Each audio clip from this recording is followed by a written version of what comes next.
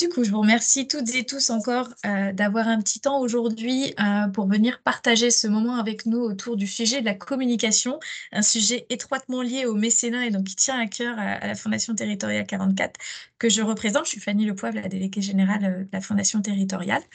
Euh, Pendant cette heure, on va être rythmé par plusieurs interventions. D'abord, je voulais remercier Samuel Guérin de l'agence B-Side qui vient nous apporter son expertise sur les fondamentaux de la communication. On va parler cible, on va parler message, on va parler de plein de choses très intéressantes et un peu avec des focus sur les réseaux sociaux. Et comme on aime bien le faire à la Fondation Territoriale, on aura des témoignages concrets d'associations du territoire qui vont nous présenter leur expérience en termes de communication et en plus liée à la collecte tant qu'à faire avec Patricia Abelard, l'envolée de la chrysalide, et Malika Darmungar d'Alter Soin, que je remercie également d'être là aujourd'hui. Et puis à l'issue, on tient à cœur de garder un petit quart d'heure pour des échanges avec vos questions pratico-pratiques. Donc c'est vraiment aussi l'idée, c'est que ces webinaires peuvent vous permettre vraiment de mettre en action des choses. C'est pas l'idée que ce soit que du descendant. Donc je compte sur vous pour, de la manière la plus simple et accessible pour vous, de poser vos questions de façon très naturelle. Ce sera toujours très utile aux autres, vraiment, même si c'est des questions spécifiques. Voilà. Et donc, je vais être la gardienne du temps et vous accompagner autour de cette heure-là. Juste pour ceux qui ne connaîtraient pas encore la Fondation Territoriale, je vous en parle un tout petit instant. La Fondation Territoriale, elle a vu le jour il y a 1 an et demi, donc elle est toute jeune. Elle est assez unique en France parce qu'elle embarque un certain nombre d'acteurs. Il y avait une trentaine d'acteurs, aujourd'hui on est un peu plus de 90, qui sont à la fois des collectivités, des associations, des entreprises, des syndicats, des citoyens, des fondations et fonds de dotation qui ont voulu davantage travailler ensemble dans l'intérêt du territoire et avoir avec cet effet de relocaliser en circuit court la philanthropie afin de réduire les inégalités locales. Et donc l'idée, c'est aussi de faciliter et rendre accessible le mécénat aux associations et aux entreprises locales, de soutenir les associations avec des appels à initiative et puis d'être un peu ce facilitateur, ce tiers de confiance entre entreprises locales et associations locales. Donc nos 3 piliers principaux pour pouvoir permettre de réduire ces inégalités par le biais du mécénat sous toutes ses formes, c'est d'abord un centre de ressources du mécénat. Ensuite, on a du soutien à des initiatives avec du soutien en mécénat financier, mais pas que. Et puis, on est aussi cet espace de coopération et d'interconnaissance entre ces acteurs qui n'ont pas l'habitude forcément de travailler ensemble et de créer, de donner les moyens d'avoir un espace d'échange à ce niveau-là. Et on a expérimenté deux sujets dont un qui me tient particulièrement à cœur, qui est autour du mécénat de compétences, et dont Samuel fait partie du groupe de travail, où l'idée, c'est de créer un dispositif qui ne soit pas une plateforme supplémentaire pour pouvoir faciliter la mise en place du mécénat de compétences entre des associations locales et des entreprises locales. Et puis, on a aussi le projet d'observatoire des inégalités, donc comment mettre aussi autour de la table des acteurs de données qui n'ont pas forcément l'habitude de se lier entre eux pour pouvoir permettre d'avoir une vision singulière des inégalités sur le territoire et qui soit décloisonnée d'une thématique ou un sujet, mais d'avoir vraiment une vision globale des besoins du territoire et puis, tant qu'à faire, mesurer l'impact et l'évolution dans le temps. Pour vous parler juste un tout petit peu plus du centre de ressources, l'idée, c'est de pouvoir accompagner à la fois les entreprises et à la fois les associations de façon gratuite. Et donc, je vais vous parler plus spécifiquement de la partie association. Ces webinaires en font partie. Et donc, vous les retrouverez sur notre page YouTube et vous en avez déjà un certain nombre en replay. Vous en avez sur la mesure d'impact, sur les fondamentaux juridiques, sur la gouvernance, sur le modèle socio-économique. Donc, je vous invite vraiment à y aller parce qu'ils sont vraiment très pratico-pratiques. Il y a des accompagnements individuels qui sont possibles avec la permanence téléphonique où vous pouvez réserver directement en ligne un temps dédié de 45 minutes sur vos questions de mécénat. Vous avez aussi le programme de mentorat qui vient d'être lancé. Vous pouvez candidater jusqu'à mi-décembre. Vous avez un expert du fundraising qui va vous aider à raison de 3 séances d'1h30 pour vous aider vraiment à mettre en mouvement et à structurer votre stratégie de mécénat. On a aussi des formations au mécénat de différents niveaux et puis des ateliers de co-développement. Je sais qu'il y en a un certain nombre d'entre vous qui ont pu déjà bénéficier de ces outils, donc je suis ravie que vous continuiez d'en profiter. Et puis, on est en train de créer aussi un peu de la documentation, des fiches pratiques, des modèles de convention formation, des choses comme ça aussi, très pratico-pratiques. Donc n'hésitez pas non plus à nous faire des retours en fonction d'autres besoins que vous pourriez avoir et auxquels on ne répond pas et qui pourraient vous aider. Voilà, je ne parle pas plus de la fondation territoriale. Je laisse la parole à Samuel pour nous partager son expertise sur la communication et merci encore Samuel. Merci Fanny pour cette introduction. Bonjour à toutes et à tous. Donc moi, je suis Samuel Guérin, directeur conseil au sein de l'agence de communication corporate B-Side. On est basé à Nantes, on Salut. est tout près de... Ça va et toi? Je Ah, commençais Nadège, un je vais webinaire. couper votre micro, je me permets. Ça y est, c'est bon. Bref, je disais donc qu'on était basé sur l'île de Nantes, tout près d'Éléphant. Donc, on est une vingtaine de salariés au sein d'une entreprise à mission, hein, avec un engagement autour notamment de la notion de communication utile. Et on est proche depuis maintenant 1 an et demi de la Fondation territoriale 44, avec la participation à l'instruction d'un certain nombre de dossiers dans le cadre des appels à projets qui sont pilotés par la Fondation. Puis, on a aussi choisi d'orienter notre enveloppe de mécénat financier vers l'une des associations qui avait été lauréate d'un de ces appels à projets, et ce pour une durée de 2-3 ans. Voilà, vous avez l'équipe en slide durant notre dernier séminaire parce que j'en avais pas de plus récente. Ceci étant dit, on n'est pas là pour parler de B-Side, on est là pour parler de la communication à travers cette intervention d'une vingtaine de minutes, hein, entre 15 et 20 minutes normalement à la répète. Puis ensuite, on passera à des témoignages avec Patricia et Malika. Alors, les fondamentaux de la communication, c'est quand même très large, donc l'intervention, forcément, elle ne sera pas exhaustive. Sachez quand même qu'elle a été construite à plusieurs avec d'autres personnes au sein de B-Side qui sont membres de notre groupe de travail mécénat. Donc, je remercie Pauline et Sandra qui, je crois, sont dans l'Assemblée, ainsi que Mathilde et Sophie. On peut commencer avec la slide suivante, Fanny, puisque donc on va se synchroniser avec Fanny. D'abord, quelques bases et b.a.-ba. Quand on est une association, une entreprise ou une structure de tout type, finalement, quand on veut structurer ou restructurer sa stratégie de communication, la première chose à faire, c'est de se poser.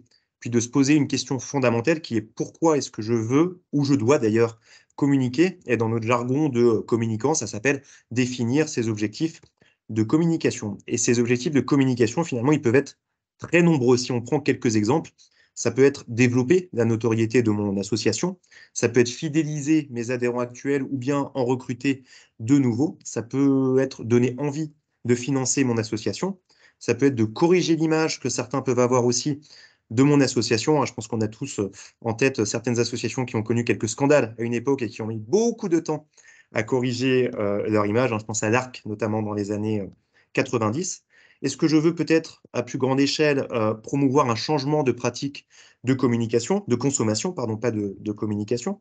Ou est-ce que je veux peut-être donner envie à d'autres d'imiter ce que fait mon association sur d'autres territoires ou avec d'autres structures à la manette? Bref, ce travail de définition d'objectifs de communication, moi, je vous incite à les faire peut-être tous les ans. L'idée étant de se définir, de poser 3 objectifs prioritaires. Après, si vous en avez 5, c'est très bien aussi. Mais 3 objectifs prioritaires, ça serait déjà très bien. Alors, j'ai vu un enfant sur mais ça doit être peut-être une nouvelle scène, je ne sais pas. En tout cas, elle n'était pas de mon côté.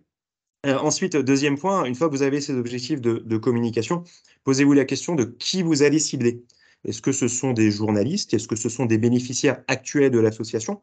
Ou alors peut-être des bénéficiaires potentiels? Est-ce que ce sont des donateurs, plutôt des particuliers ou plutôt des donateurs entreprises? Est-ce que ce sont des pouvoirs publics aussi? Parfois, on peut avoir des cibles assez spécifiques. Rebonjour à l'enfant. Vous pouvez évidemment affiner pour chaque cible en se disant c'est quoi la zone géographique finalement qui est concernée, quelle typologie d'entreprise, quelle taille d'entreprise ou quelle typologie de particulier, c'est-à-dire d'individus, de personnes privées. Tout ça, vous pouvez l'affiner de façon assez détaillée. Puis à noter bien évidemment que vous pouvez avoir plusieurs cibles pour un même objectif. Troisième point, une fois que vous avez vos objectifs, vos cibles, vous allez vous poser la question de comment les toucher en s'interrogeant toujours sur leurs pratiques et leurs usages. Ça va vous aider, ça, à définir le canal de communication qui est le plus adapté. Alors, les canaux, vous en avez tous déjà investis, hein, vous les connaissez, site internet, réseaux sociaux professionnels, réseaux sociaux plutôt privés, relations presse, événements, une brochure, un flyer qui est plutôt imprimé, un film de présentation, le réseautage que vous allez faire dans les différentes structures. Je ne vais pas tous vous les lister parce que c'est impossible déjà, mais ce que je peux vous conseiller, c'est d'éviter de trop vous disperser et de plutôt chercher à bien maîtriser peut-être 3, 5 canaux maximum que de chercher à en avoir 10 et au final de mal les utiliser. Dans la même optique, pour chacun de ces canaux que vous allez choisir, posez-vous la question du message que vous allez faire passer, que vous souhaitez faire passer à votre cible, toujours en repartant de votre objectif de communication.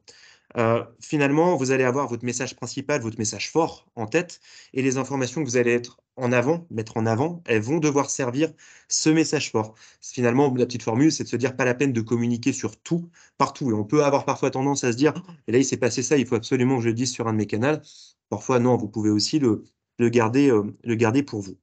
Et puis, très important, hein, dans l'optique d'une communication qui soit utile, euh, posez-vous la question des indicateurs d'efficacité. Alors, si vous produisez des flyers que vous allez distribuer à un événement, forcément, c'est compliqué de savoir s'ils ont été lus par votre cible. En revanche, maintenant, sur tout ce qui est digital, vous avez des façons assez simples, par exemple, de mesurer l'audience de votre site Internet grâce à Google Analytics, le nombre de vues, par exemple, d'une vidéo que vous déposez sur YouTube, la progression du nombre d'abonnés à votre page LinkedIn, voir les réactions que vous pouvez avoir à chacun de vos posts, les likes, les commentaires, les partages, tout ça, ça se mesure très bien sur LinkedIn. Si vous faites un crowdfunding, forcément, vous saurez le nombre de personnes qui ont souscrit à ce crowdfunding. Donc finalement, tout ça, ça va vous permettre de faire le bilan peut-être tous les ans ou semestriel. Nous, on le fait plutôt de façon semestrielle à l'agence. Et puis, vous allez pouvoir mesurer l'utilité du temps et de l'argent que vous consacrez à chacun de vos canaux. Et ça, voilà, pour des structures parfois assez petites comme les vôtres, on sait que c'est primordial d'avoir ce retour sur investissement. Voilà pour, on va dire, les étapes pour définir sa stratégie. Ensuite, on peut faire un petit focus sur les réseaux sociaux, en commençant par LinkedIn, hein, qui aujourd'hui est vraiment le plus puissant d'un point de vue professionnel. Peut-être qu'à une époque comme moi, vous vous étiez inscrit sur Viadeo. Bon, c'était Viadeo vs LinkedIn. Aujourd'hui, clairement, LinkedIn a pris toutes les parts de marché. 27 millions de membres inscrits en France. Alors, on y est presque tous hein, à titre personnel, mais on y trouve aussi toutes sortes de pages d'entreprises ou de structures diverses et variées, dont des associations. Finalement, pour une asso, c'est aussi un gage de crédibilité d'être présent sur LinkedIn, à condition quand même d'appliquer les principes de base, notamment de remplir sa page avec un nom, un visuel, un header, donc en haut de la page, quelques informations, et puis de veiller, alors, si possible, à produire du contenu qui vous est propre, mais aussi vous pouvez relayer du contenu de structures amies dont vous serez abonné. En tout cas, ce que je vous conseille, si vous vous mettez sur LinkedIn ou même si vous l'êtes déjà, c'est de veiller à ce que votre réseau soit bien abonné à votre page, donc de les sensibiliser à ça. Parce que le fait derrière qu'ils puissent commenter et surtout reposter, hein, c'est le repost qui aujourd'hui fonctionne le mieux, va donner naturellement de la visibilité à votre association. C'est rien de plus qu'un algorithme géant, hein, LinkedIn, avec des modes de visibilité qui peuvent évoluer avec les semaines, mais plus les gens repostent vos contenus, plus ils sont visibles. Voilà, mais de toute façon, si vous vous mettez encore une fois sur LinkedIn, il faut se poser la question de pourquoi vous y êtes et quel type de message vous allez y diffuser. Même principe, hein, finalement, si on se penche sur Facebook et Instagram, et je regroupe un peu les deux, il y a une question de génération, finalement. Si on prend Facebook, aujourd'hui, il y a 83% des plus de 35 ans qui sont sur Facebook. Moi, je me rappelle, j'étais tout fier à 20 ans d'être un des premiers à être sur Facebook avec ma classe de BTS. Depuis, j'ai vu mes parents rejoindre Facebook, j'ai vu mes grands-parents rejoindre Facebook. Donc, c'est un réseau qui a vieilli, mais qui reste aujourd'hui assez puissant, et souvent d'ailleurs qui est investi par les associations. Par contre, si vous cherchez à toucher des 18-24 ans sur Facebook, forcément, va y avoir un hiatus. Si on se penche sur Instagram, alors on a une audience qui est plus jeune que sur Facebook, mais qui commence à vieillir, elle aussi naturellement. Et surtout, si vous êtes sur Insta ou si vous voulez vous lancer sur Insta, on est vraiment le vecteur de communication sur Instagram, c'est l'image. Donc il faut que vous ayez quelque chose à montrer, photos, vidéos, des histoires à raconter. Donc n'y allez vraiment que si vous avez ça, ce qui peut impliquer souvent d'avoir vos bénéficiaires aussi qui sont mis en avant, donc à condition qu'ils soient d'accord. Et on aura un bel exemple tout à l'heure avec Patricia. Dans les canaux à éviter, bah, X, hein, alors X, anciennement Twitter, qui est à la fois en perte de vitesse, pour ne pas dire plus, qui commence à être déserté par les marques, les entreprises. Donc voilà, concentrez-vous, si vous voulez vraiment atteindre le monde professionnel, concentrez-vous plutôt sur LinkedIn et ne perdez pas forcément de temps sur X. Et puis d'autres réseaux, hein, TikTok et Snapchat, qui ont des publics plus jeunes, voire très jeunes, c'est des réseaux qui ont été investis côté associatif plutôt par des associations de protection de l'enfance. Deux exemples intéressants, hein, pour ceux qui s'y intéressent. Je crois que c'est l'association e-enfance, E-enfance, qui a monté une opération sur TikTok. Et puis l'Enfant Bleu, il y a quelques années, donc Enfant Bleu, association également de protection de l'enfance, qui était allé carrément investir un jeu vidéo qui s'appelle Fortnite, que un certain nombre d'entre vous, je pense, connaissent, et qui avait créé un personnage un peu refuge qui était sur les maps, donc les terrains de Fortnite, et que les jeunes pouvaient aller voir pour justement parler de violence enfantine. Je ne sais pas si ça se dit. Voilà, donc deux exemples un peu inspirants. Au-delà de ces réseaux sociaux, je voulais aussi faire un petit focus sur les relations presse, donc c'est la slide suivante. Alors, on va survoler ce sujet, hein, mais peut-être qu'on aura l'occasion, on en reparlera avec Fanny, de faire quelque chose d'un peu plus détaillé sur les relations presse. Voilà, très bien, Fanny, si tu peux passer. Pourquoi d'abord se poser la question d'aller mener une démarche de relations presse? Bah, d'abord parce que le but, hein, de toute façon, des relations presse, c'est de travailler et votre image et votre notoriété. Donc, deux des grands champs, on va dire, de la communication, si on repart un peu de la théorie. Et puis, vous allez avoir une audience qui va forcément être plus large que celle que vous avez réussi à fédérer sur vos réseaux sociaux, pardon, et notamment plus large en termes d'âge. C'est aussi un gage de crédibilité. Pourquoi je mets ça? Parce que les études montrent qu'aujourd'hui, notamment vis-à-vis de la presse quotidienne régionale, on a des exemples en bas, hein, sur notre territoire, Ouest France, Presse Océan, France Bleu, il y a une certaine confiance encore entre les citoyens et leurs médias de la PQR, alors davantage que vis-à-vis de médias nationaux. Enfin, médias nationaux, vous les connaissez aussi, hein, TF1, M6 et compagnie. Il y a encore une certaine confiance en ce qui peut être dit dans ces médias. Donc, si vous arrivez à émerger et à faire en sorte qu'on parle de vous dans ces médias-là, bah, les lecteurs ayant confiance en leur journal, ils ont aussi, par ricochet, confiance en votre association.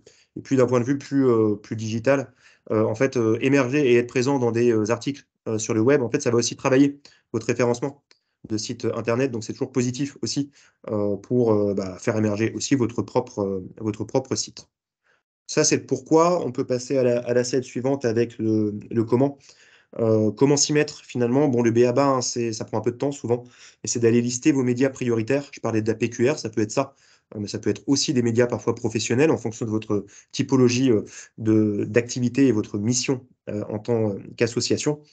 Et donc constituer un fichier presse. Pour ça, il va falloir aller trouver les coordonnées des journalistes. Trois façons de faire. Un, parfois, ça peut être dans les médias papier, tout simplement, en se disant, bah, en consultant régulièrement ces médias et en repérant le journaliste qui parle régulièrement de votre thématique, hein. Il y a souvent des journalistes qui sont un peu spécialisés dans le monde associatif. Vous pouvez aussi aller chercher sur les sites internet des médias leurs coordonnées. Parfois, elles sont données notamment pour les correspondants locaux, mais sur le territoire de Loire-Atlantique, ça fonctionne peut-être un petit peu moins bien. Et puis, sinon, vous pouvez aller sur les réseaux sociaux. Les journalistes restent paradoxalement assez présents sur X, Twitter, parce que le monde politique est encore assez présent sur X ou Twitter. Donc, ça peut être une bonne façon aussi de trouver leurs coordonnées et d'entrer en contact avec eux. Après, avoir une liste, c'est bien. Encore faut-il trouver des informations qui les intéressent, hein. C'est le b.a.-ba de la relation presse. On n'est pas dans l'achat d'espace. On n'est pas vous ne leur donnez pas de l'argent pour qu'ils parlent de vous. Donc, il faut leur proposer des sujets qui les intéressent. Ça peut être une invitation à des événements un peu atypiques, hein. On en parlera tout à l'heure avec Malika.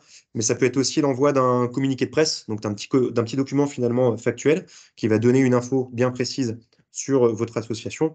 Puis, si vous n'avez pas encore créé le contact, vous pouvez leur proposer une découverte de votre association, mais toujours en gardant en tête que le journaliste ne fait pas ça par charité et il veut qu'on lui propose une expérience qu'il puisse ensuite raconter à ses lecteurs. Donc, lui proposer une rencontre en face à face dans votre bureau, ça va pas forcément fonctionner. Par contre, si vous lui proposez une visite d'un atelier où il va pouvoir peut-être échanger avec des bénéficiaires, quitte à ne pas les montrer, hein, mais au moins échanger avec eux, forcément, c'est une expérience un peu atypique et ça peut l'intéresser, en tout cas. Et puis, très important, hein, une fois que vous avez créé le contact, ne les sursollicitez pas. De la même façon qu'il ne faut pas trop poster sur les réseaux sociaux, réfléchissez toujours en vous disant, est-ce que cette information intéresse vraiment le journaliste? Parce qu'aujourd'hui, il reçoit énormément de communiqués de presse tous les jours, de beaucoup d'entreprises, de beaucoup d'associations, de beaucoup de structures. Et le risque, bah, c'est de les saouler et derrière d'être blacklistés et donc qui ne viennent même pas pour les événements importants ou pour les informations qui vous paraissent, vous, importantes. Gardez en tête aussi qu'un journal n'a pas vocation à relayer toutes les actions et les opérations vertueuses qui se font sur le territoire. Ils le font parce que c'est quelque chose qui intéresse leur audience. Contrairement, par exemple, à un journal municipal, qui lui va être un peu plus exhaustif dans ce qui va se passer sur son territoire. Et puis pour quasi terminer, un bel exemple de crowdfunding, tu peux y aller, Fanny, justement. J'avais fini sur les relations presse. On est avec l'association Les Bouillonnantes. Alors, Bouillonnantes, c'est le jeu de mots avec, avec la ville de Nantes, qui, je les cite, a pour objectif de fédérer, soutenir, accompagner et valoriser les lieux et acteurs engagés ou souhaitant s'engager en faveur d'une alimentation responsable. C'est ça leur raison d'être, c'est l'alimentation responsable à Nantes et autour de Nantes. Donc, ils ont sorti un livre via un crowdfunding sur Ulule qui met en avant 21 portraits d'agriculteurs, de paysans de Loire-Atlantique et 65 recettes de chefs nantais. Donc, on dit souvent pour aller du champ à l'assiette. C'est une bonne façon à la fois de mettre en avant leur raison d'être et puis de faire parler d'elles, évidemment, et de récolter des fonds à la fois pour financer le livre, mais aussi pour financer d'autres actions qui sont portées par l'association. Puis on parlait tout à l'heure de relations presse, de choses intéressantes à relayer. Ça, typiquement, une fois que le financement est bouclé, plutôt une fois qu'il est bouclé, hein, pas une fois qu'il est en cours, c'est un sujet qui peut intéresser et les médias locaux et pourquoi pas certains médias spécialisés dans la food ou dans l'alimentation engagée, on va dire. Voilà. Après, un crowdfunding de ce type n'est pas forcément accessible à toutes les associations, ça a un coût aussi. Mais parfois, voilà, là, on a en tout cas un exemple de crowdfunding réussi. Pour terminer et tenir en 20 minutes, me semble-t-il, trois derniers conseils avant de passer à Malika et Patricia. Travailler ce qu'on appelle le pitch d'ascenseur. Alors, pitch, pas comme la brioche, un pitch comme court résumé de ce que vous êtes. En gros, si vous vous retrouvez dans un ascenseur en 30-45 secondes avec quelqu'un qui ne vous connaît pas et qui vous demande ce que fait votre association, vous devez être capable de lui raconter dans ce temps assez restreint. Donc, un pitch d'ascenseur, ça s'écrit. Certains d'entre vous l'ont peut-être déjà fait ou ont déjà fait travail pour une intervention flash qu'ils ont dû faire peut-être devant un public. Et puis, ça se partage aussi au sein d'associations, que tout le monde puisse parler d'une même voix, quelle que soit la personne qui se questionne ou s'interroge sur l'association. Deuxième point, mais vous le faites déjà, faites les bons choix en matière de gestion de votre stratégie de communication et puis de vos canaux. Au-delà, donc certains misent sur l'alternance, mais il y a une différence entre un alternant qui débute, qui est en BTS première année de communication, puis un alternant qui a un peu plus de bouteilles de compétences professionnelles, donc qui est en bac plus 3, bac plus 4. Ça n'a évidemment pas le même coût, hein. C'est une question de profit d'association et puis de finances aussi d'association. Mais d'autres ont choisi, à l'inverse, d'inclure la fonction communication dans la charge de travail d'un salarié existant, mais d'un salarié qui, du coup, n'est pas spécialisé dans la communication. Voilà, je n'ai pas d'avis particulier sur la question, ça dépend vraiment de ce que vous êtes et puis des possibilités financières que vous avez. Puis vous pouvez, pour vous faire aider, solliciter des écoles de communication. Alors rien n'est gratuit, hein, aujourd'hui, on est sur un accompagnement qui est plutôt qui n'est pas périodique, c'est-à-dire qui va se faire vraiment sur une problématique en particulier. Mais par exemple, la structuration de la stratégie de communication, ça peut être un bon exercice pour des étudiants. En revanche, il y a quasi systématiquement une petite participation financière qui est demandée. Il faut l'avoir en tête pour parfois financer les activités ludiques, par exemple, des étudiants. Vous pouvez aussi vous rapprocher alors, potentiellement d'agences de communication du territoire. Nous, on est plutôt en mécénat de compétences avec la Fondation de France. Côté outre mécénat de compétences, on est plutôt sur des compétences hors communication. On a fait ce choix-là, mais certaines agences vont sans doute s'engager là-dedans. Et vous pouvez vous rapprocher justement de la Fondation territoriale 44 pour en savoir plus. Puis dernière idée, la plateforme qui s'appelle jeveuxaider.gouv.fr, où on va trouver plutôt des freelances, peut-être notamment un certain nombre de graphistes. Donc pourquoi pas aller jeter un œil là-bas, voir s'il n'y a pas quelqu'un qui veut également donner un petit coup de main pour, par exemple, refondre votre identité graphique, voire la créer. Voilà, ça fait à la fois peu et beaucoup de choses en 20 minutes, 19, je crois. Ça va, Fanny, sur le timing, on est pas mal? Parfait. Bon. Le temps que je boive un peu d'eau, de toute façon, je vais arrêter de parler puisqu'on va passer sur l'assiette suivante aux, aux illustrations concrètes. D'abord, en commençant par Patricia Ablard, qui est présidente et fondatrice de l'Envolée de la Chrysalide. Patricia, est-ce que tu es là avec ton son Oui, actif? bonjour. Parfait, on t'entend très bien. Pour commencer, est-ce que tu peux nous rappeler un peu la raison d'être de ton association? Eh bien, l'aventure commence en 2012 quand j'ai créé la Chrysalide, qui est une école pour Mathéo, mon fils, qui est en situation de handicap. Et en 2018, Mathéo a 18 ans. Il a fallu penser la suite. Et donc, j'ai rêvé un lieu qui est devenu l'Envolée de la chrysalide à Saint-Nazaire. C'est un lieu où les personnes en situation de handicap peuvent avoir la même vie que tout le monde et pas dans un autre soi. Ça, pour moi, c'était l'essentiel. Avoir un travail, bon, là, il se trouve que c'est dans un restaurant pour nous, un appartement et une vie culturelle et sociale. Et surtout, c'est que ces personnes en situation de handicap vivent au milieu de tout le monde. À l'Envolée, il y a 4 seniors, 13 étudiants, 7 personnes en situation de handicap. Et voilà, donc c'est bien plus qu'un restaurant, même si la communication porte surtout sur le restaurant. Ok. Et ce lieu, du coup, à Saint-Nazaire, il a été entièrement rénové. Il a ouvert à l'automne 2022. Donc, Oui, côté financement, c'est ça. Vous aviez remporté donc le premier appel à projet mené par la Fondation territoriale. Vous avez également eu 2 prêts, hein, je crois, de France Active et de la part de votre banque. Et je crois que vous avez dû solliciter en plus, c'est ça, 2 structures dont vous étiez déjà partenaire. Comment ça s'est passé? oui, notamment on a fait un x3 avec la Banque Populaire Grand Ouest, la BPGO, et l'entreprise Sofradi, où l'entreprise Sofradi mettait par exemple 5 000 €, la BPGO 5 000 et le donateur 5 000. Et voilà, c'est comme ça qu'on a réussi quand même à dépasser les 15 000 €, qui était un soutien non négligeable au démarrage, puisqu'il y avait des coûts qu'on n'avait pas forcément anticipés. Ok. Côté communication, on le voit d'ailleurs, merci Fanny pour la slide. Donc, vous animez une page Instagram qui s'appelle L'Envolée de la chrysalide, qui avait 815 abonnés. Donc, je pense que ça a un peu augmenté depuis notre dernier échange. C'est un nombre qui augmente en constante augmentation. Donc, on a quelques exemples de posts assez travaillés là sur la slide. C'est quoi ton ambition sur ce réseau? Alors, vraiment, notre mission sur Insta, c'est vraiment partager le quotidien de l'Envolée. C'est témoigner de ce que l'on fait tous les jours, de ce que vivent les personnes et de montrer que c'est un lieu épanouissant. On utilise LinkedIn, mais vraiment plus pour les entreprises, pour remercier nos partenaires, voilà. On a vraiment les 2 canaux. Insta, c'est vraiment un partage d'expérience et on l'utilise énormément quand les clients viennent, voilà, quand il se passe des choses chouettes, on partage.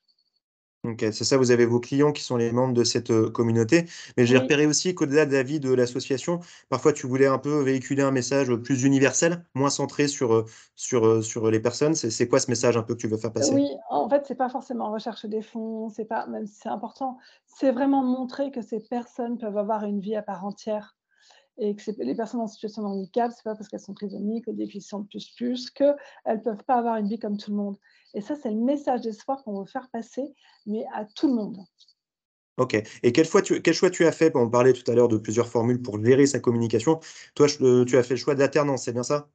Oui, nous avons une alternante qui est en troisième année bachelor à l'école d'Innov'H, sur l'île de Nantes. Et donc, c'est elle qui nous fait tous les montages, qui est là sur place le mercredi, jeudi, vendredi, toutes les semaines. Donc, qui va prendre des photos et voilà, qui respecte vraiment bien notre charte. On a eu l'an dernier une personne qui était en BTS, première année. Franchement, ça a été compliqué. C'était très compliqué. Et là, on voit vraiment la différence de niveau. Elle comprend de suite. On la met sur des grosses actions, comme on participe à des hackathons où des entreprises s'engagent pour échanger sur un sujet que nous avons besoin de développer, et celle qui va complètement gérer. Donc, ça nous soulage énormément pour un coût de 500 € par mois pour l'association. 500 Un coût euros, net. ok. Voilà. Ok, pour un bac plus 3, tu nous disais, c'est ça? Oui, c'est ça. Ok. Côté identité graphique, on a vu, Fanny, si tu peux revenir juste un petit moment sur la slide précédente, il y a un univers un peu singulier, un univers graphique singulier, on voit le recours à de l'illustration. Comment ça s'est passé justement au lancement? Tu t'es entouré, enfin, est-ce que tu as fait appel à des illustratrices? Tu peux nous raconter un petit peu? Oui, nous avons fait le choix de faire un environnement très pro au niveau du lieu de l'association. En plus, c'est un restaurant, donc il faut que ce soit vraiment accueillant, mais également au niveau de toute la charte graphique, qu'on soit vraiment identifié sur le message qu'on voulait faire passer. Et quand on voit l'Envolée, un lieu utopiste, eh bien, c'est vraiment le message qu'on voulait faire passer. C'est utopiste, mais on a réussi à le faire. Et on s'est fait entourer par 2 professionnels au départ. Et donc, c'était Marie Jonchère et Julie Bienvenue, avec lesquelles on a travaillé pendant vraiment plusieurs mois pour voilà, il fallait que dans notre message véhicule toutes nos valeurs et tout ce qu'on est aussi. Voilà, on est 2 femmes à l'origine un peu de ce projet. Voilà, on est un peu dans les roses, on est terracotta, on aime beaucoup, on est du sud, Matisse, voilà, c'est la couleur qui va un peu être en peps. Enfin, tout est réfléchi et nous, on n'aurait jamais, jamais pu faire ça et maintenant, quand les personnes viennent au restaurant, tout le monde nous dit: «Ah là là, c'est super beau», tout ça et en fait, ils viennent pas au restaurant pour faire une bonne action, mais parce que c'est beau et parce que c'est bon et c'est le message qu'on voulait faire passer. C'est pas Mais ces deux gratuit. illustratrices, elles étaient bénévoles ou tu les as, comment ça s'est passé? C'était un contrat? Oui, on les a rémunérées, mais franchement, elles ont tellement flashé sur le projet elles se sont engagées, beaucoup plus que ce qui était noté et elles reviennent dès qu'on a besoin de quelque chose, si une fondation me demande, un logo, mais avec un fond transparent et puis ci, puis ça, bah, de suite, je leur envoie un message, elles me le renvoient, en fait, maintenant nous sommes dans un lien et elles soutiennent ce projet inclusif. Elles sont OK. engagées auprès de nous. Fanny, si tu peux repasser sur la slide suivante. Alors pour l'anecdote, mais pas si anecdotique, hein, tu vas nous dire, Patricia, si vous allez sur TripAdvisor, le restaurant est numéro 1 sur 118 restaurants à Saint-Nazaire. Patricia, est-ce que c'est un motif de fierté? Puis est-ce que ça t'est utile? Alors, c'est un motif de fierté et c'est très utile parce que, dans les outils de communication que nous avons aussi, c'est en fait une étude d'impact aussi et en montrant ça, en montrant qu'on est numéro un, eh bien, on montre que c'est des salariés qui peuvent travailler comme tout le monde. On change le regard des familles, des personnes qui viennent au restaurant sur le handicap. On change, le regard des étudiants qui vivent à l'envolée sur le handicap et voilà et c'est tout ça fait qu'on rêve à une société où chacun peut avoir sa place et c'est ce qu'on véhicule et être numéro un avec une équipe extraordinaire et ben, on a gagné le pari pour nous. Tout en sachant qu'on est numéro un pour l'instant, mais demain on pourra voilà, hein, mais en tout cas, on savoure actuellement, ce qui se passe, quoi. Merci Voilà. Patricia. Est-ce que tu voulais Merci ajouter à un toi. mot avant qu'on passe à Malika? Non, mais merci à Fanny, pour ton engagement auprès de toutes les associations locales et tu es vraiment un support pour nous, important et on sait qu'on peut toujours t'appeler et vraiment je souhaitais te remercier, à mon nom puis au nom de toutes les associations, 44.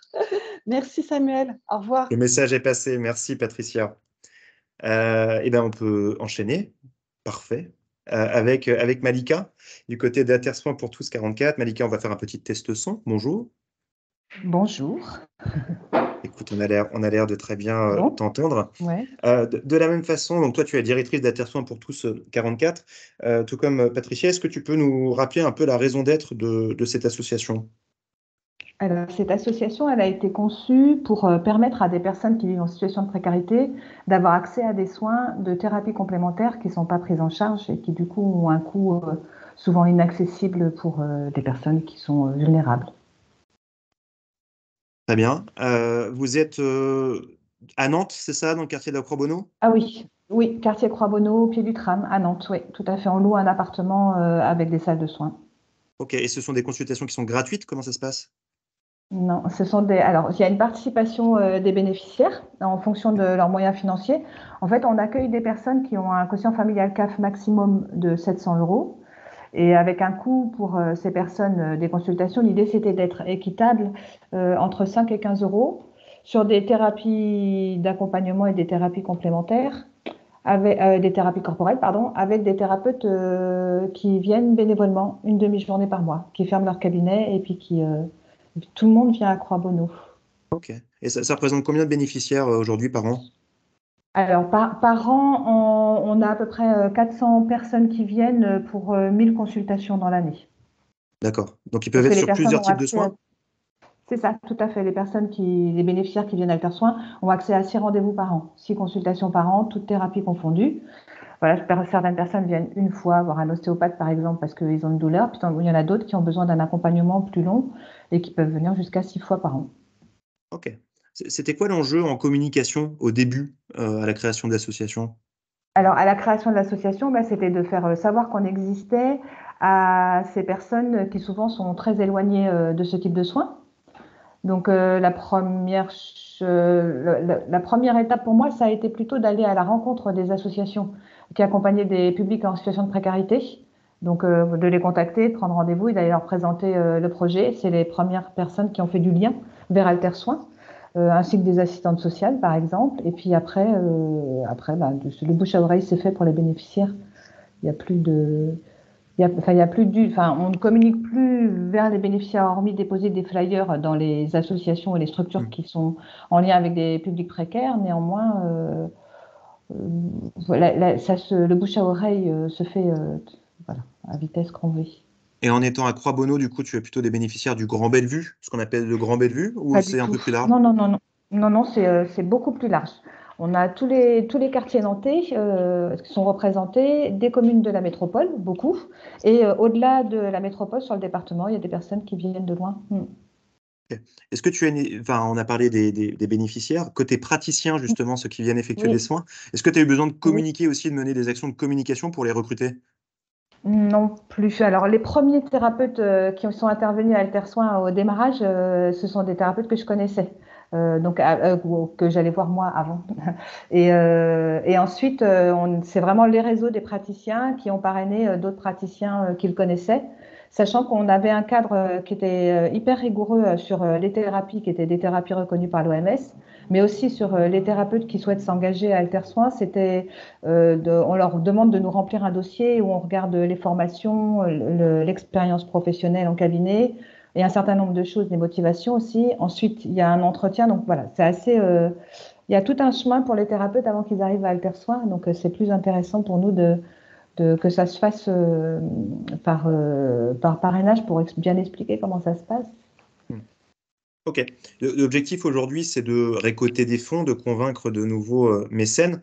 Et du coup, tu as créé un événement de toutes pièces, c'est ça, il y a 2 ans ou 3 ans. Est-ce que tu peux nous parler de cet événement? Oui, alors, il y a 2 ans. Alors, avant de créer cet événement, comme toute association, on cherche des fonds pour fonctionner, des fonds complémentaires pour fonctionner. Et on a testé un crowdfunding une année, il y a 3 ans, de mémoire. On a été accompagné par Fanny Le Poivre. Et il s'est avéré que le résultat était très positif. Néanmoins, on n'avait pas les compétences en interne pour le faire.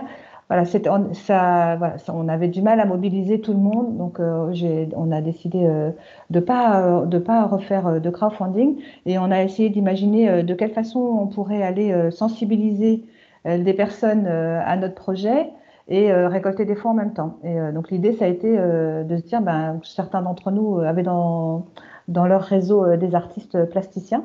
Et donc, on a proposé à ces artistes, s'ils souhaitaient faire le don d'une œuvre à Alter Soin. Et ensuite, nous, on a vendu des tickets de tombola à 1 euro aussi pour que les bénéficiaires puissent participer, acheter et peut-être gagner une œuvre. Et puis ensuite, qu'ils puissent aussi en vendre. Enfin voilà, tout le monde. Et là, tout le monde s'est engouffré dedans et ça a été. Il y a eu un élan très très fort de la part des artistes qui ont amené d'autres artistes et ainsi de suite, de la part de l'équipe d'Alter Soin, thérapeutes, administrateurs. Salariés et les bénéficiaires. Et puis au-delà aussi, donc ça a été une belle réussite pour nous en tous Et, les cas. et ça représente combien d'œuvres? On ne se rend pas compte, en fait, c'est combien Ah oui, d'œuvres qui ont alors la été… première année, on a reçu 35 œuvres. Et la deuxième année, cette année, c'était 49 œuvres. Ok. Voilà. On voit quelques photos de la journée, justement. Donc ça, c'était la, Ouais, la deuxième édition qui a eu lieu cette année. On parlait de oui, retour sur investissement tout à l'heure ou de mesures d'efficacité. Ça a oui. rapporté combien? Alors, au-delà de l'image, évidemment, mais ça vous a rapporté combien d'argent, cette opération? 4 000 euros. Ok. Chaque année? L'année dernière, un peu plus, 4 002 et là 4 000. Donc en fait, on est sur les mêmes proportions. C'est-à-dire qu'on a vendu 4 000 tickets, quoi. Ok. Est-ce qu'il y aura une troisième édition? Oui, mais pas en 2024. Ok. Voilà, on va faire en biannuel parce qu'on voudrait pas, parce que tu disais tout à l'heure qui est intéressant, c'est de faire attention de ne pas fatiguer les réseaux.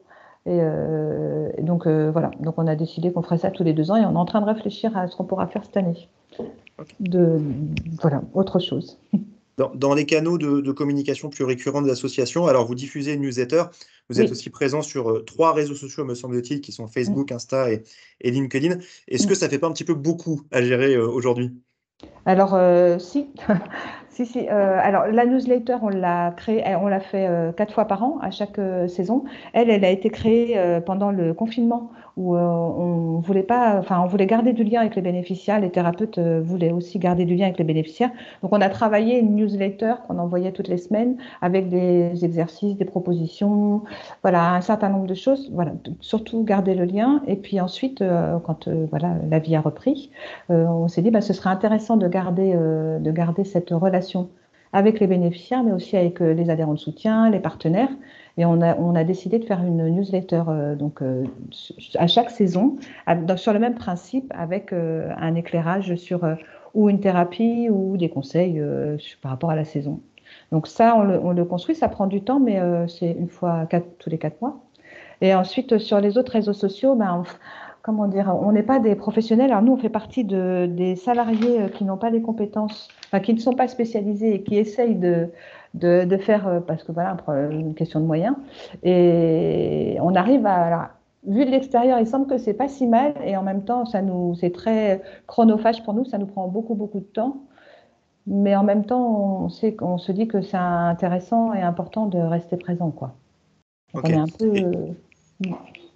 Tu disais que la fille, je crois, d'une administratrice t'avait donné un coup de main justement en t'apportant un regard extérieur. Oui, oui. Alors après, voilà, ce qui est chouette dans le monde associatif, c'est ça, c'est que voilà, par les réseaux, on peut avoir des petits coups de main comme ça. Et donc, effectivement, elle est professionnelle de la communication. Et ce qu'elle a fait, c'est d'aller regarder un peu nos publications, ce qu'on faisait et tout. Et elle nous a consacré un petit peu de temps pour un petit diagnostic. Et voilà, et puis effectivement, constater que peut-être faut faire attention de ne pas communiquer tout le temps la même chose, partout. Voilà, voilà.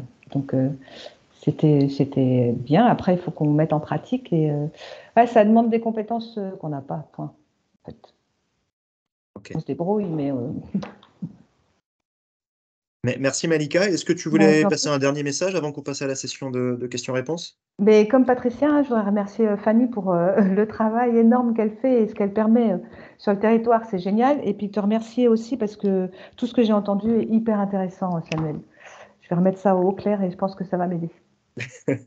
Merci Malika. Un plébiscite donc pour Fanny à qui je vais transmettre la parole pour la session de questions-réponses auquel on essaiera de répondre ou non. On verra, ça va dépendre des questions. Puis en essayant de laisser aussi la parole à nos témoins. Fanny, c'est à toi. Merci à tous les trois pour vos interventions très pertinentes et riches. Du coup, la parole est à vous maintenant, n'hésitez pas. Je sais que la première question est toujours la plus difficile à poser, mais allez-y, que ce soit en ouvrant votre micro, en levant la main avec le petit outil ou en posant la question dans le chat. Sentez-vous à l'aise. La parole est à vous.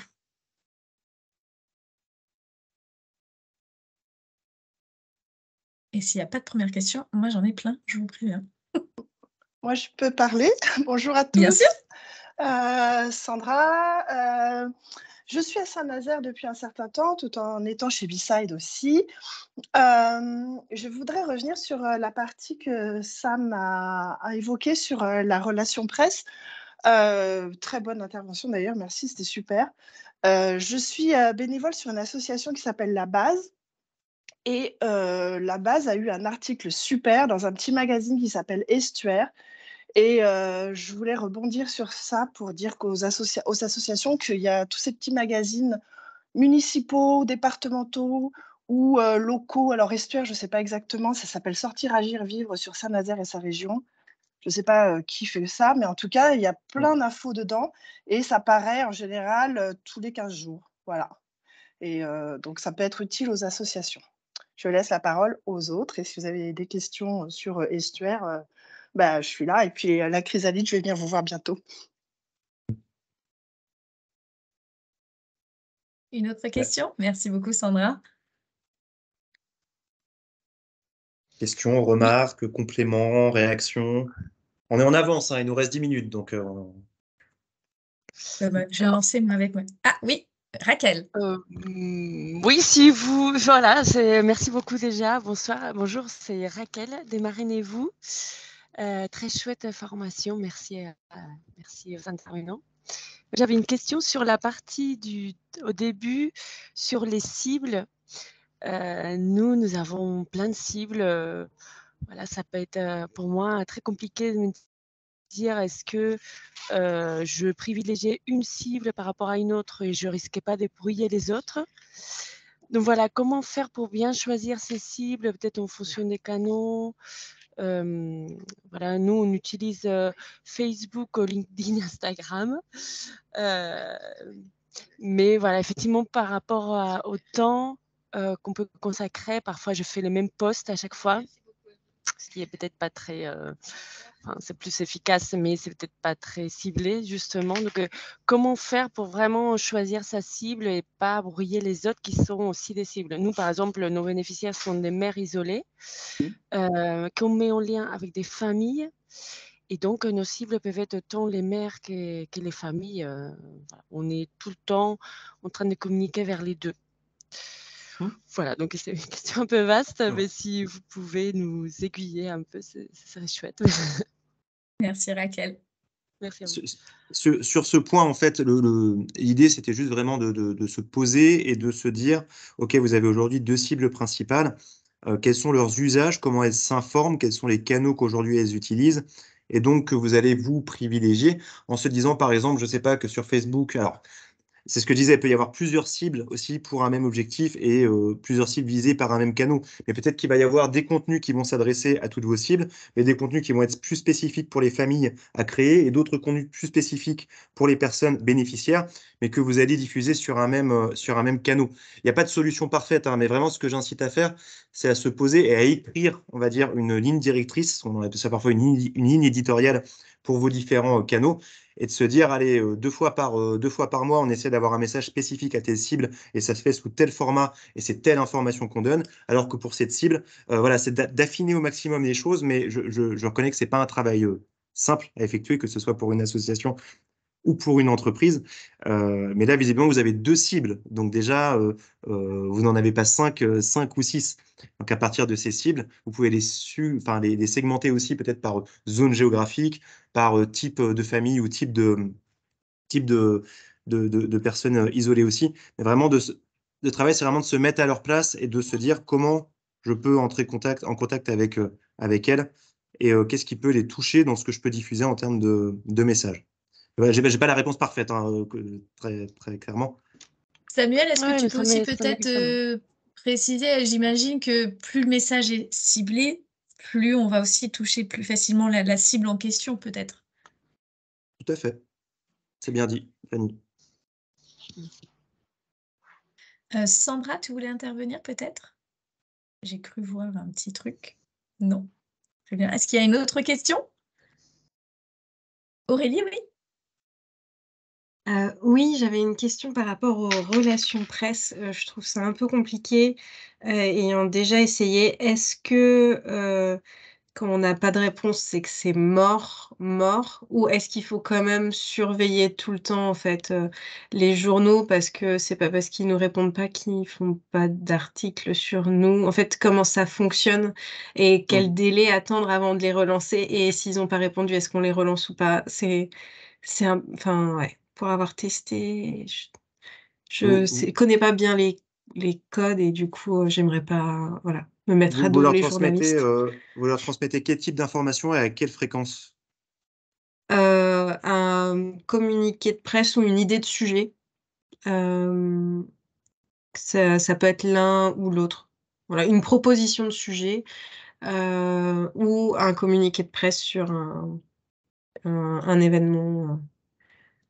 particulier. OK, avec un fichier que vous avez constitué au préalable, c'est Ouais, ça? alors En le fonction des médias? fichier, c'est, 4 personnes, hein, Ouais.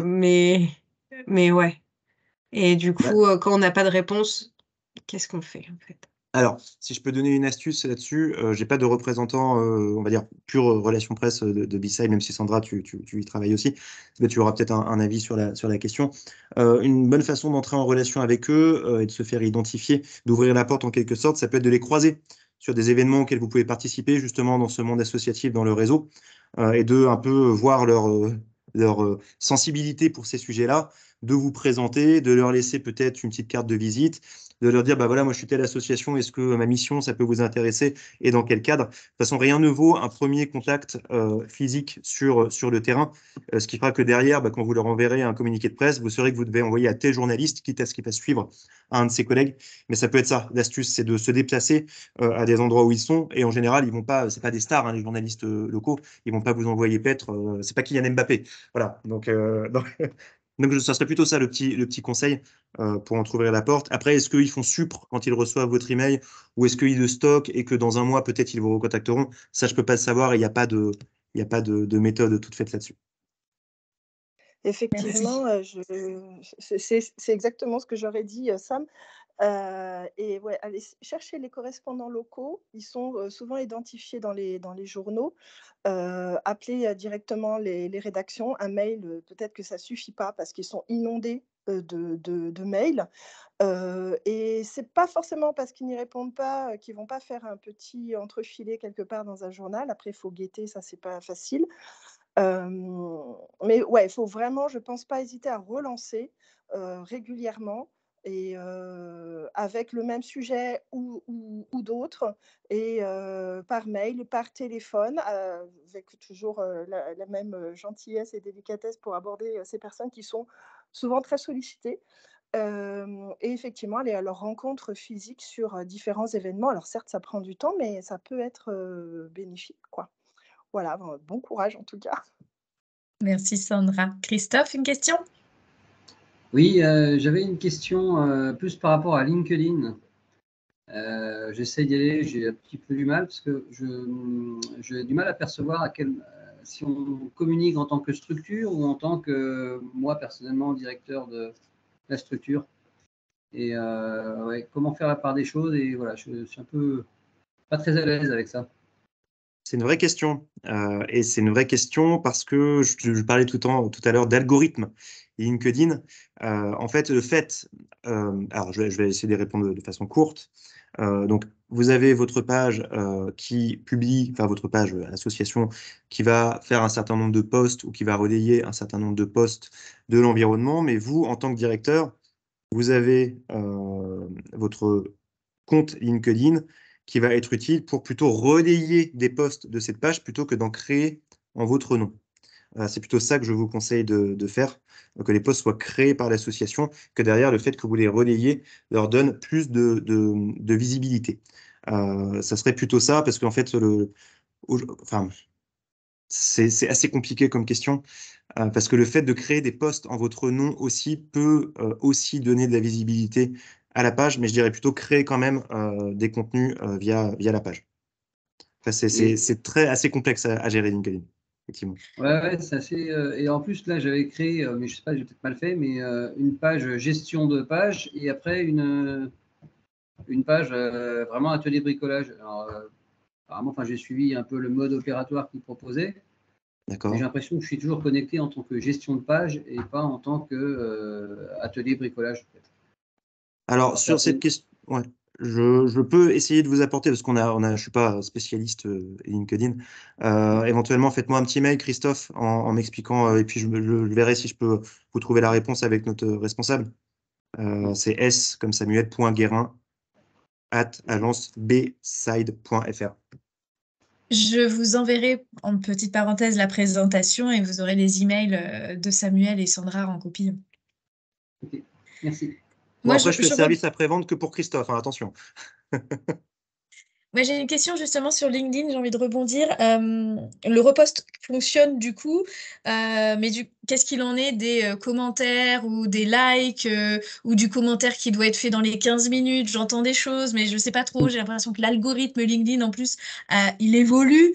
Moi, là, on m'a conseillé, pourquoi pas, quand on fait un post, on le fait à la fois sur la structure et à la fois sur le compte de la personne qui gère l'association, ou est-ce que c'est plus pertinent finalement de faire le post de la structure et que les salariés relaient là-dessus? Est-ce que tu as un peu des guidelines et aussi sur le fait de ne pas trop poster, ce que tu disais en présentation?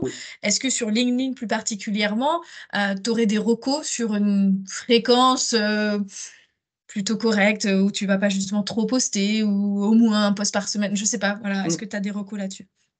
Alors, donc, il vaut mieux privilégier un poste de la structure qui est relayé par les salariés. Ça, c'est pour la deuxième question.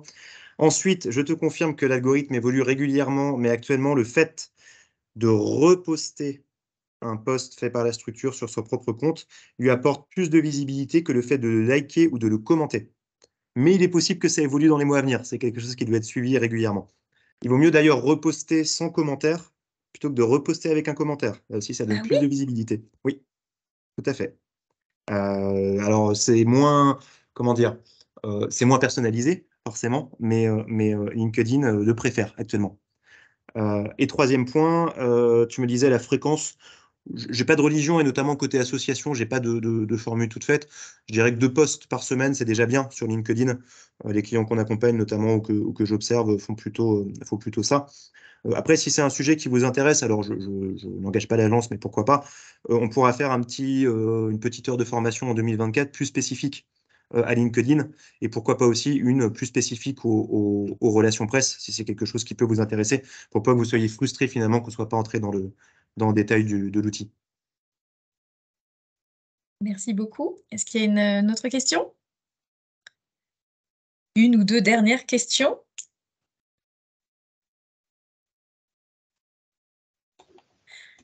Moi, je veux bien, rapidement. Margot Maury de l'association Benenova, quand on fait partie d'un réseau national, qu'on a décidé tous globalement de supprimer les pages de Benenova, Nantes, Rennes, etc., pour n'avoir qu'une seule page qui représente le réseau au global, comment on fait pour partager sans que ce soit à la fois sur mon compte, moi, Margot, directrice de Benenova Nantes, puis sur le Benenova réseau, en gros, que ce soit efficace sans qu'on soit submergé par les repartages, sachant qu'on est 6 antennes de Benenova sur le territoire. Alors, donc, de ce que j'entends, aujourd'hui, il n'y a plus qu'un seul compte LinkedIn qui est Benenova France, et il n'y a pas Benenova Nantes, etc. Par contre, ça. vous avez des salariés de ces différentes antennes. OK. Bah, un premier conseil, c'est de faire en sorte que dans la ligne éditoriale de Benenova France, vous mettiez en avant justement ce qui se fait au niveau des, mais vous le faites déjà, je pense, au niveau des différentes antennes régulièrement, en veillant peut-être à ne pas survaloriser une antenne par rapport à une autre, ce qui va donner envie forcément à vos salariés de reposter, commenter et liker les différents posts et aussi de trouver une façon, alors si vous avez un canal d'échange, Teams, j'en sais rien, de leur dire, hey, on a sorti tel post qui est super important, il nous faut de la visibilité, allez-y, pensez à le reposter en leur donnant justement la petite consigne qui va bien, il vaut mieux le reposter plutôt que de le commenter ou de le liker. Mais voilà, mais de leur donner envie en tout cas de le faire, parce que s'ils ne font pas, de toute façon, ça ne marche pas. Et nous, on a la même problématique côté B-Side. Je ne sais pas s'il y a un quart de nos salariés qui repostent ce que le compte Agence B-Side fait sur LinkedIn, notamment Carrefour, qui est un de nos gros clients, s'est mis à un moment à dire branle-bas de combat, à un moment, on n'est pas présent sur LinkedIn. Ils ont sensibilisé tout leur cadre à LinkedIn, et derrière, c'est une machine de guerre sur LinkedIn, ils sont omniprésents. Donc, je dirais sensibiliser et puis les informer au fil de l'eau des nouveaux posts en disant c'est vachement important qu'on soit visible. Donc, faites ceci, faites cela. Ça Est-ce peut que pas ça être répond? trop, quoi. Si on est tous les salariés de Benenova à reposter, puisque pour l'instant on est vraiment à fond vu que ça vient d'arriver, c'est pas gênant que le même post soit relayé, soit partagé 10, 15, 20 Pas fois. du tout. Ok, bon, Pas du tout. merci. D'autant qu'il n'y a pas, j'imagine qu'il n'y a pas 100 salariés par antenne. Non, Ok. non. Voilà. Merci. J'ai une petite question tout à l'heure, tu parlais de l'exemple de Fortnite. Un exemple pris à part, mais est-ce que dans ce genre de situation, est-ce que c'est l'opportunité qui va faire la chose? Est-ce qu'il faut plutôt que tu aies un expert de ce genre de sujet, que ce soit dans tes bénévoles ou dans tes équipes? Qu'est-ce qui fait que tu vas te retrouver à faire ça, en fait, à ce genre d'opération un peu spéciale finalement? Bah, alors, je pense que ce qui s'est passé, donc l'Enfant Bleu, c'est une association qui, je pense, est assez, a un certain budget et une certaine notoriété aussi. Donc, je pense qu'ils ont fait appel à une agence de communication, peut-être axée digitale, qui s'est intéressée aux bénéficiaires et à la façon de les toucher. Or, aujourd'hui, je pense que si vous avez des cousins, des nièces, des enfants, des ados, Fortnite ne doit pas vous être. C'est vraiment le jeu, le phénomène générationnel depuis quelques années. Et donc, j'imagine que ça a été une reco derrière de l'agence digitale. En tout cas, c'est pas l'Enfant Bleu qui a fait ça tout seul. C'est la question. Parce qu'il a fallu créer le personnage, il faut maîtriser aussi ces environnements très spécifiques. Mais l'idée était excellente, a été derrière bien réalisée. Vous taperez sur Google l'enfant bleu Fortnite, donc Fortnite, et vous avez une petite vidéo YouTube de 1 minute 45 qui vous résume l'opération. C'est vraiment formidable. Ça répond à la question? Est-ce qu'il y a une dernière question?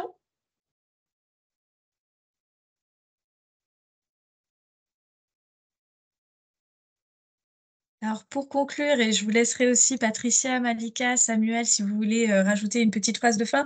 Moi, il y a deux petites choses que j'aurais bien aimé vous partager qui, pour moi, me paraissent importantes dans la communication. C'est d'une part de questionner vos parties prenantes autour de vous, que ce soit votre gouvernance, vos bénévoles, et les informer en fait de votre démarche, de vouloir davantage communiquer ou de vouloir davantage être sur un réseau ou vouloir faire un événement de collecte, parce que souvent, c'est eux, comme tu le disais à l'instant, je vois Malika pour la tombola, c'est aussi des idées qui sont tombées de parties prenantes qui se sont dit, bah tiens, on pourrait essayer ça, parce que c'est une occasion de tester, d'expérimenter, ça faut que vous osiez aussi le faire, et que ça vous donne des opportunités de faire davantage de choses et d'embarquer des gens qui sont déjà mobilisés sur le sujet, puisque l'idée va venir d'eux, et que des fois, on n'y pense pas forcément.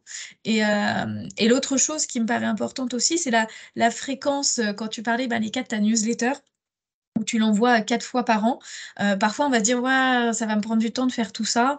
Et ce qui, moi, me paraît vachement important, c'est de garder du lien, comme tu disais très bien au moment du Covid, mais de le faire aussi en fonction de vos ressources humaines, en fait. Donc, la newsletter, bah, si vous n'en avez pas, ça peut être bien d'en créer une. Mais si c'est une fois par an, bah, c'est une fois par an. Mais de créer le lien, c'est vraiment quelque chose d'important, de raconter votre histoire, parce que vous faites énormément de choses. Et si vous ne communiquez pas dessus, ben, on ne peut pas le savoir. Et pour créer du lien, c'est par ce biais-là que ça peut passer. Voilà. Est-ce que Malika, Patricia, Samuel, vous souhaitez rajouter un petit mot? C'est bon pour moi. Eh bien, je vous remercie beaucoup. On vous envoie le replay et la présentation très prochainement. Et je vous remercie encore pour votre temps. Et je vous souhaite bon courage pour vos mises en application et développement de communication et événements de collecte. À très bientôt. Merci. Bonne journée. Merci, au revoir. Bonne Au journée. revoir. Au revoir. Au revoir.